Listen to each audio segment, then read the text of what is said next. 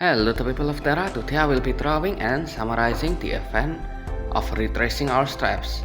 But before that, I just want to say that I tried a different style of recording. There will be many more drawings, but their quality isn't as good.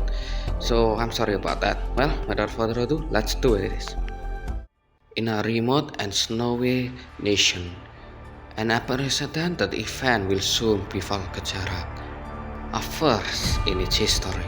First, let's go to find Bidcore, where the saints live. Currently, the great elder time will soon come, and the saintess Enya comforts the dying elder. But before his time, he looks outside the window, eyes in terror, his hands trembling, trying to grasp onto something. I see it, Enya.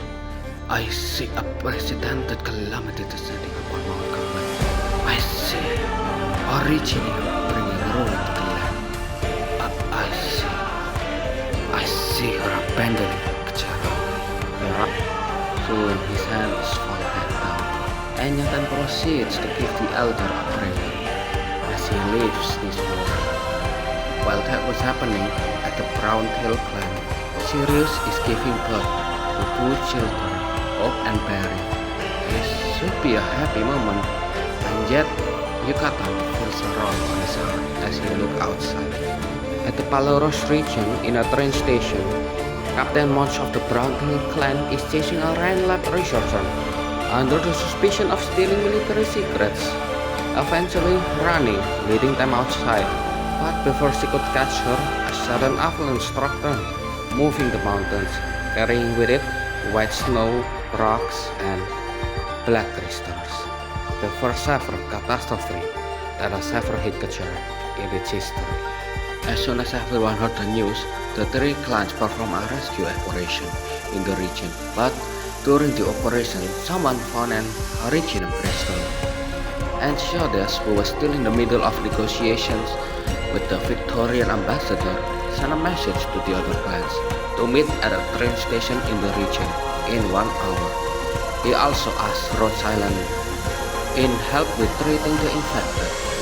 While in the fine Bridgeport, the clerics are sent into a panic as some believe that Kejarak was punishing them. But Enya told them to reset what was the true protection in Kejarak. She protects us from the harms of cold and hunger, and thus she protects our homes and our kin, and she taught us the means to defend ourselves from enemies.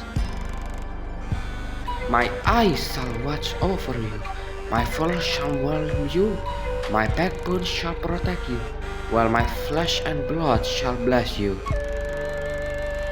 Very good. Now tell me, is there anywhere in the Kejarak calendar where Kejarak calendar promises that Kejarak will always be safe from catastrophe? Are you making that promise to the calendar people on her behalf? After saying the things she needed to say, she was finally able to calm the clerics down with a warning. Exhausted, she slumped on the table, talking to her handmaiden Kejar, but no one responded. Then did she realize Kejar has gone missing.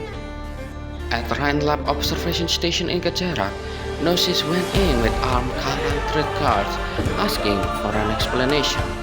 Fortunately, Helena was able to defuse the situation and made a new contract with Carlan Trade to make a catastrophe detection system. But when Welshie and Helena went to check the data, there was an anomaly on December 4th and 7th, where the data was the exact same, which implies that someone altered it. Both of which when Caroline was on duty, the one who was chased by Captain March.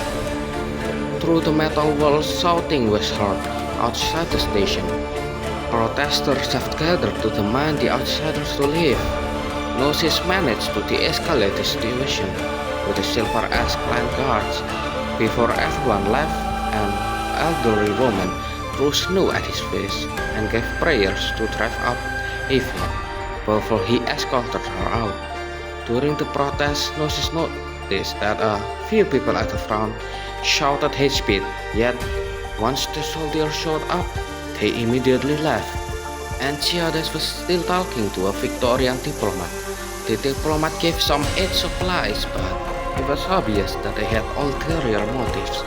But in feeling so, Antiochus had no choice but to accept it. In the fine bit court, the Saintess tried to search for catastrophe records in the Hall of Writing, where she eventually found the story of Lacho, with Atsu, the new great elder.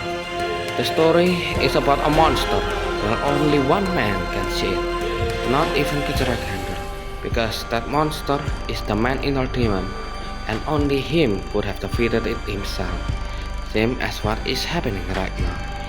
Even though Keceracander never promised to protect them from catastrophe, everyone assumed that she was mad with them, and blamed the outsiders. Atsu then proposed a pilgrimage to the Saintess. In another place, the three clan heads were having a discussion, where they do not agree with Antiochus bringing Victoria aid, even though Antiochus managed to make them stand by before being called by the Saintess. The Saintess called him because she is worried about him. Why do you keep putting yourself in the plotter's seat, treating everything around you as chess pieces or bargaining chips?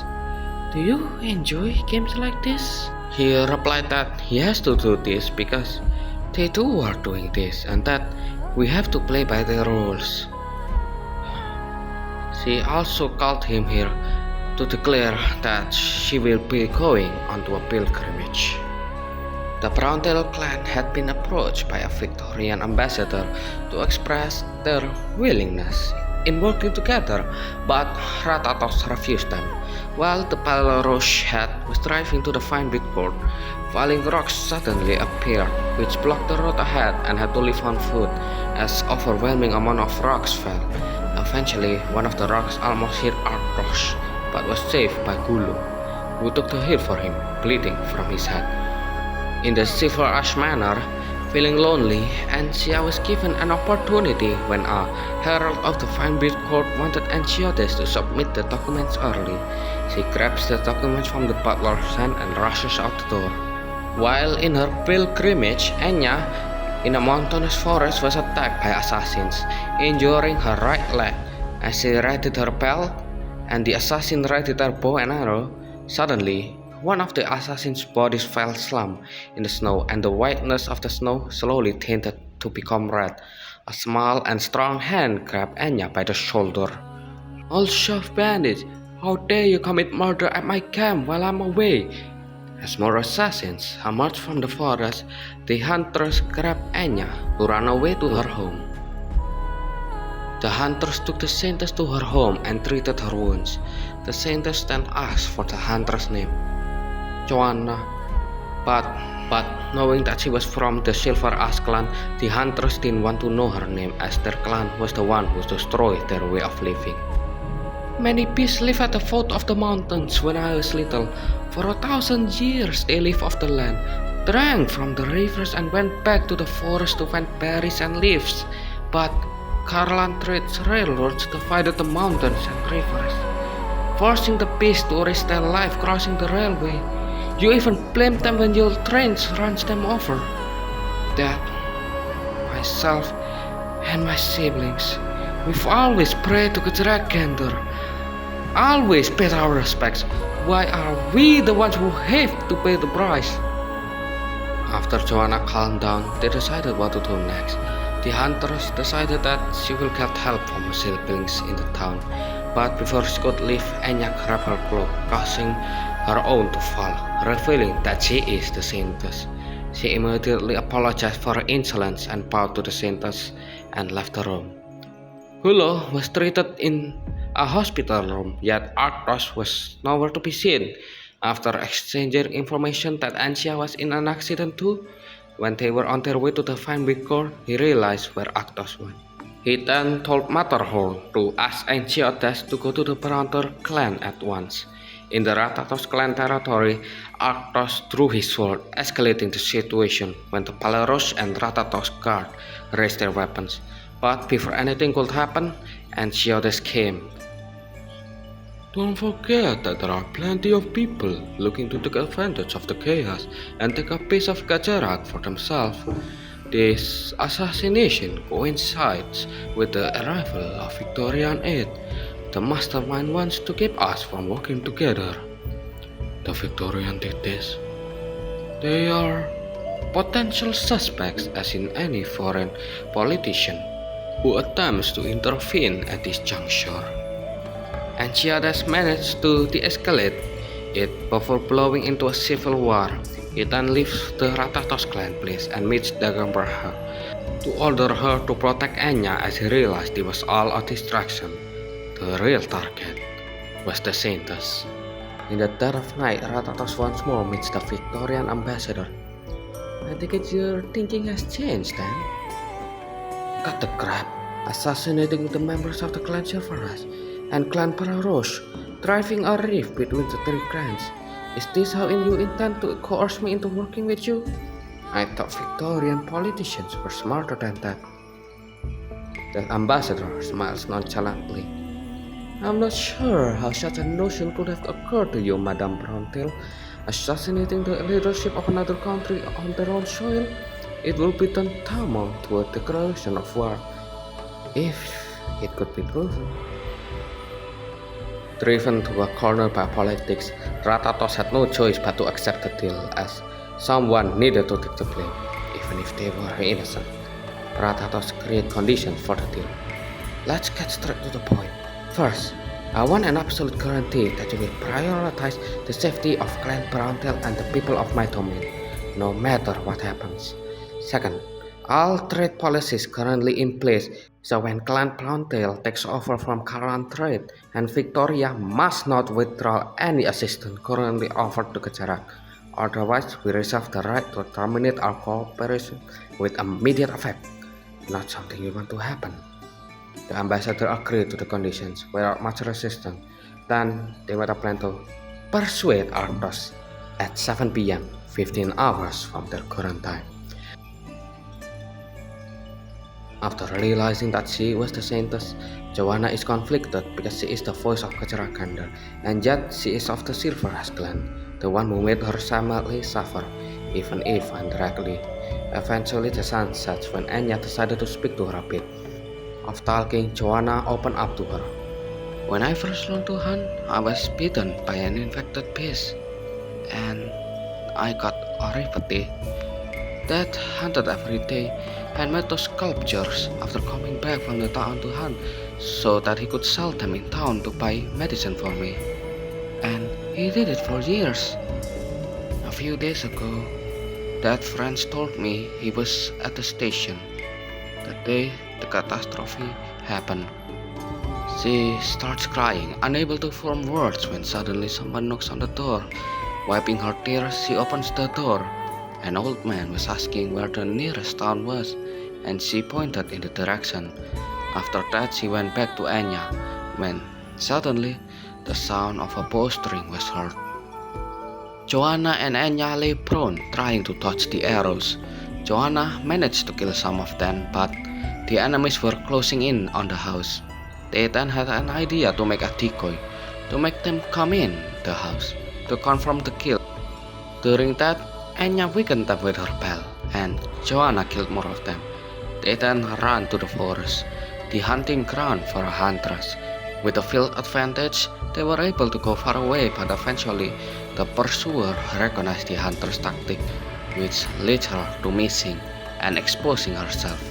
But before being stabbed by the pursuer, his hands froze. Daganbraha appeared by the order of Hesiodus to protect the Saintess.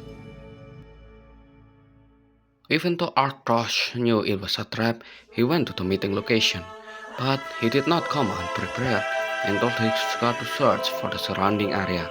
That's when they found someone with a binocular and comms equipment of Victorian origin, when suddenly Arthos was approached by a brown-tailed guard. We got the remaining Victorian spies, Sir Arthos. We are glad to see that you are unharmed. What? What do you mean? Matriarch Ratatos' order were to protect you, Sir Arthos. We had been following you and stopped this man when they attempted to make a move against you. Dumbfounded by the situation, Arthros asks where is Ratatos' whereabouts when an explosion was heard in the old Brown Tail Manor and a charred jacket falls in front of Arthros. This is Ratatos. What the hell have you done? Ratatos' body was never recovered in the fire. Instead, they put her belongings in the coffin. And now, Sirius takes leadership of the clan. With her sacrifice, the Tri-clan relationship strengthened. While on the other side, Enya continues her pilgrimage in search of Kecerakander with Joanna, going the same direction as her.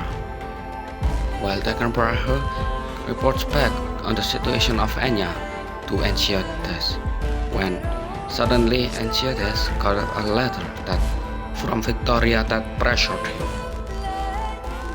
After a restless night trying to restore abnormal readings that was found, Elena was able to use the surveillance audio recordings.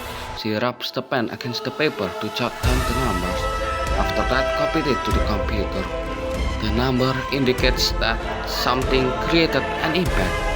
Something fell down from the sky a night before the catastrophe. Elena readies herself to get to the impact zone in hope to uncover the truth and to find Caroline. After the avalanche, Caroline and Munch are hiding and waiting for rescue as Captain Munch broke her bones and unable to move. They were chatting to each other as there was no other way to pass the time. Eventually, Caroline decided to just leave her here. While sneaking around the fine bit court, Elena went to the Hall of Writings to find maps and geographical records to find anything about the impact zone, when she was surprised by someone behind her back holding a crossbow on her face. It was Enya and Joanna. Enya was able to make Joanna put her bow down and talk with the researcher.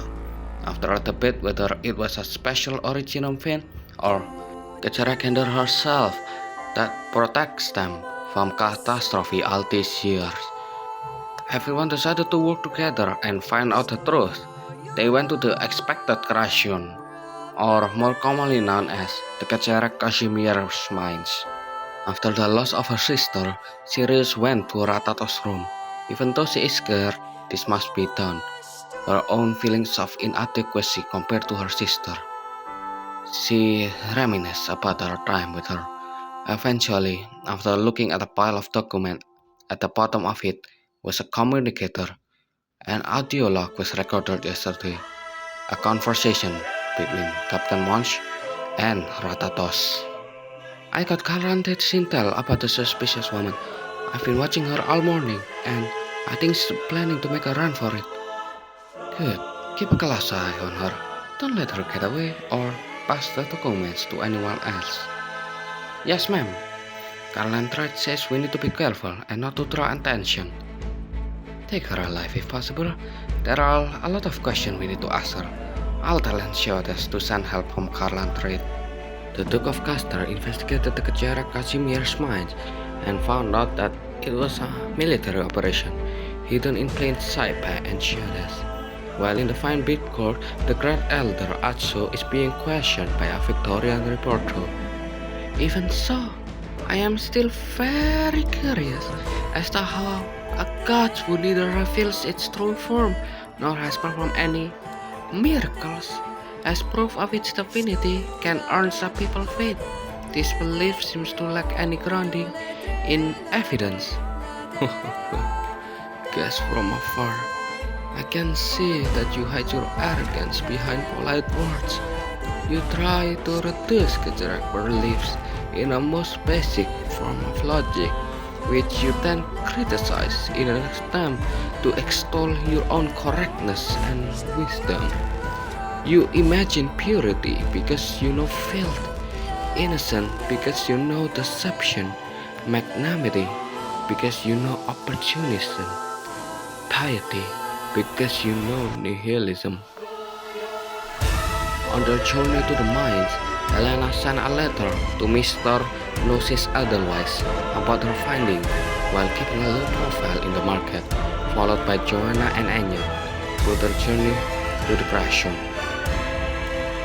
through the snow a snowstorm cast upon them. Seeking to seek shelter in a nearby abandoned village, they passed their time talking. I've also seen many things in modern culture. In the past, I always tried to see such strong beliefs as a kind of cultural phenomenon, a ritual, a projection, a form of comfort seeking. But what exactly are they to you people? But before she could answer, trouble! Many Victorian cars are heading for the mines. They decided to pick up the pace, but when Elena was parking her bike, during which she found readings of moderate catastrophe risks, Sirius confronted Enchiades and asked what they were doing behind the scene, but as he was about to explain, he was interrupted and summoned by the Great Elder of the Fine-Bit Court.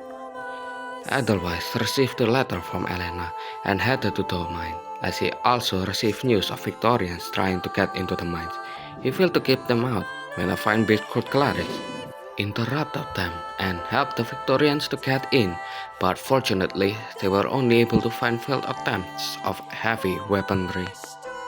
Enchiades meets the Great Elder in the Fine-Bit Court, bringing along his personal army. Atso asked the armies to leave, but Enchiades refused. Our troops have discovered evidence of contact between the Fine-Bit Court and Victorian spies. Empty accusations without proof. What right do you have to investigate the Fine-Bit Court?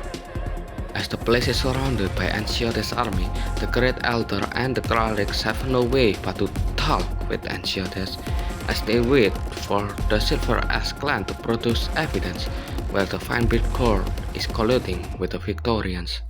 Look down at the people beneath the mountain. Your elite troops might be able to block off the Fine-Bit Court, but we cannot fight off Kachara. I know exactly what you're waiting for, but time is not on your side, sorry, Enchiades.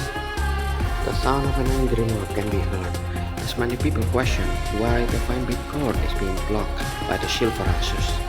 Near the mines, Gnosis and his teams, thanks to the clerics' intervention, have practically confirmed that the two factions are working together.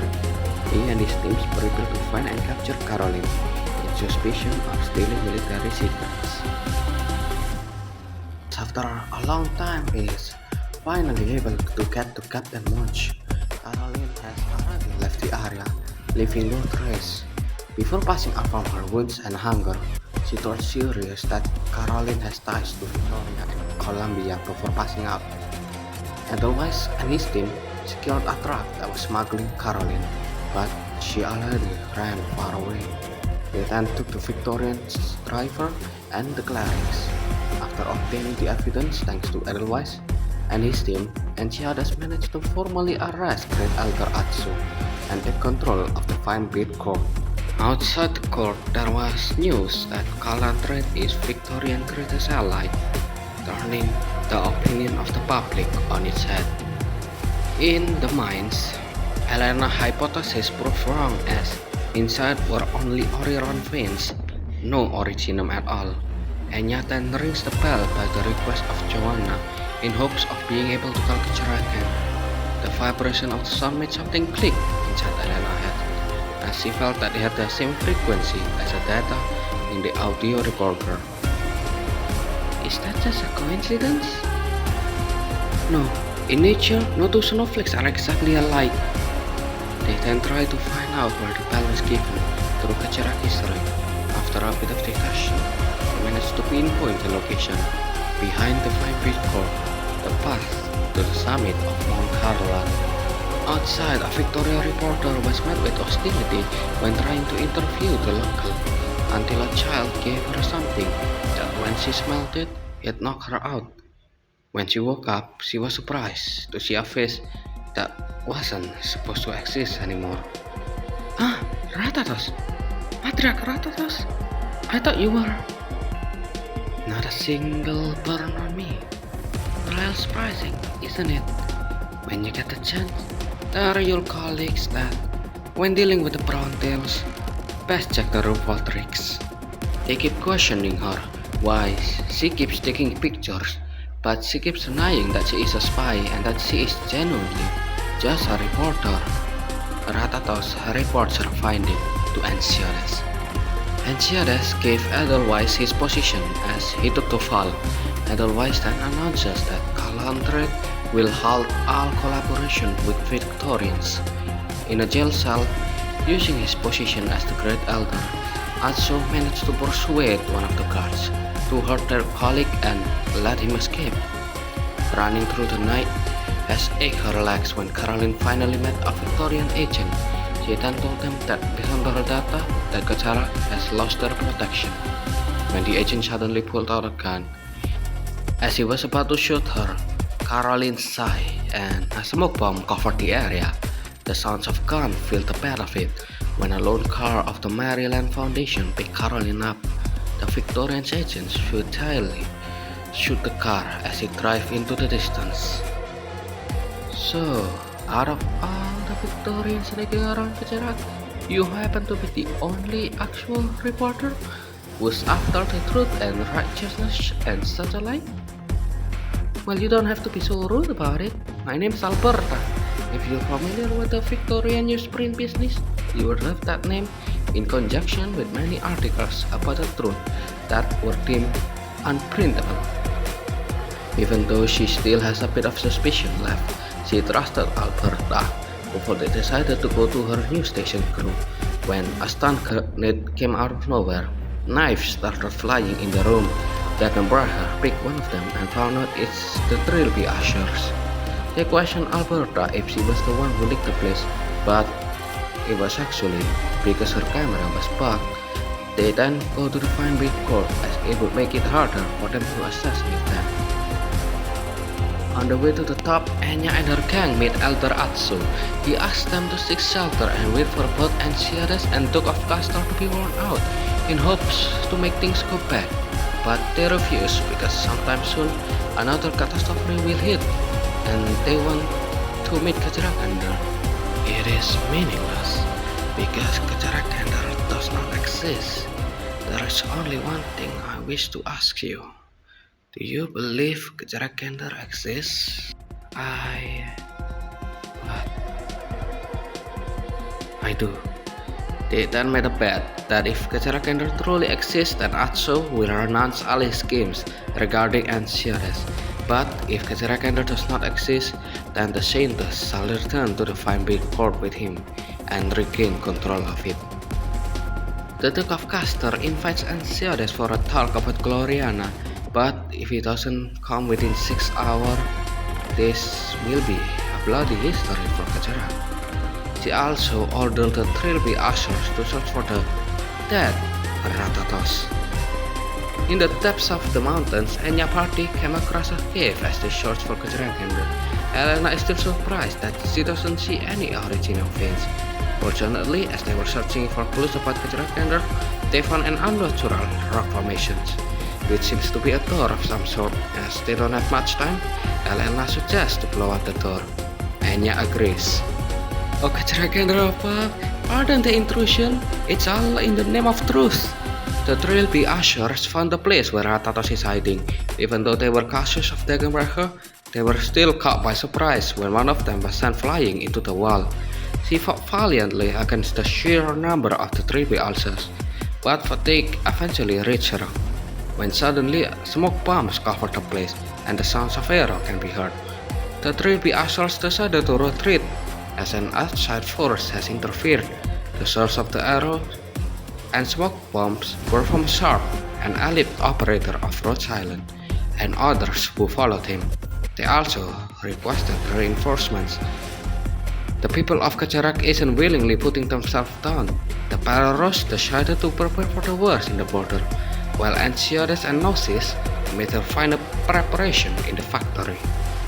When the door was blown up, everyone is eager to go in, except Eldorazzo. He is hesitant to go in because what if she is real? It would mean blasphemy. But even if she is real, why did she help those who were suffering? Yet she is alone, magicking up some miracle every once in a while to show her power. Why is it only ever barely a handful of people saved? Now you even wish to go see this monster? this tyrant, ask her to deny me, to deny the order we have so painstakingly built. I cannot. He collapsed in the dirt as his beliefs were broken. They left him there to go deeper into the ruins. Inside, everyone heard the sounds of a heartbeat, and Elena devices picked up biosignals. They were inside of a living being. Elena turns on her emergency light, revealing many statues on the ground. But the statues were abnormally dated for its time. Only then did Enya realize that it was the past Saints begging for Keceragendra to come back, and all of them were looking at one big Faramut statue. Enya heard a voice calling to her, telling her to get closer, and when she touches the base, everyone got put into an illusion. Joanna was put into a hand only for her hand to turn into stone. Elder Atso is tormented by his past deeds with his brother Luca of the Browntail clan, while Enya meets Keceragendra. 3 minutes left before the ultimatum. A battleship plows through the snow where Ensiades claims support Gloriana, representing Keceragendra in negotiations with the Duke of Castor. Enya is shown visions of the past, a lake that never froze, and the people of Keceragendra.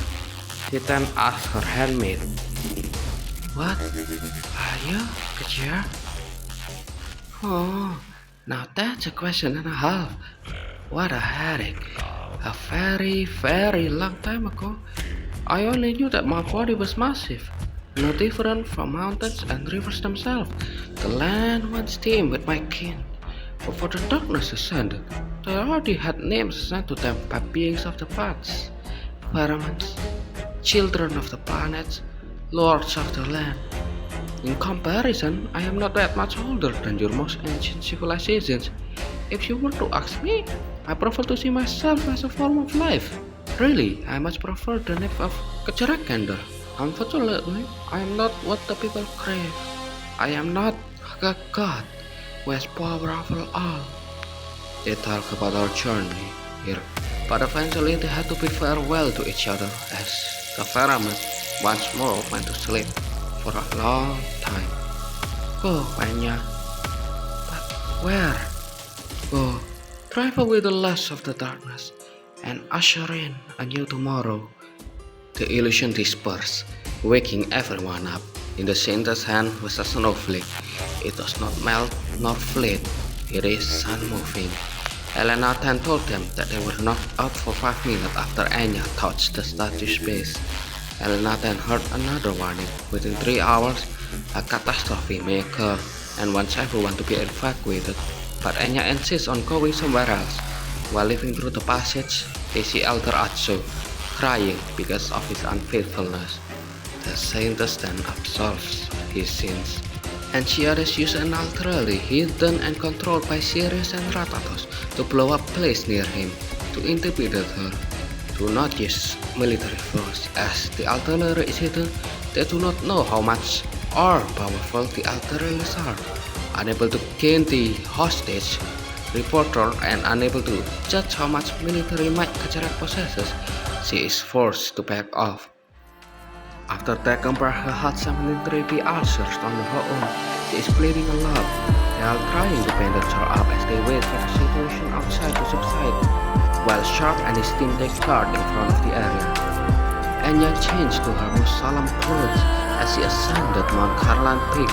She prayed once more for Keceragendra protection, dispersing the catastrophe and leaving the Rhine lab scientists in the observatory baffled. Finally, everything in Keceragendra has subsided.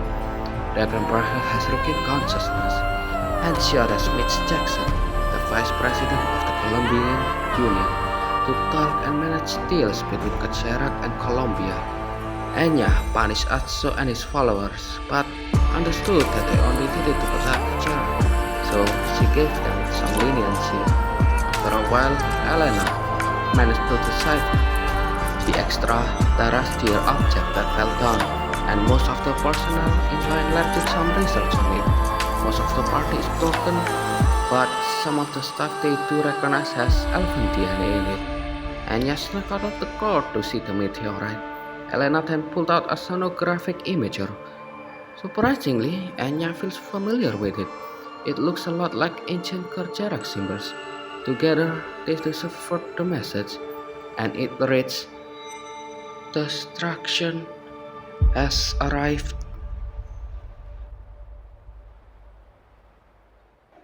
I just wanna say thank you for all of those who stayed here until the end.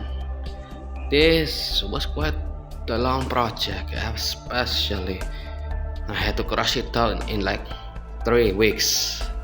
You may see some drop in quality during drawing, voice acting, and or editing, and I'm sorry about that.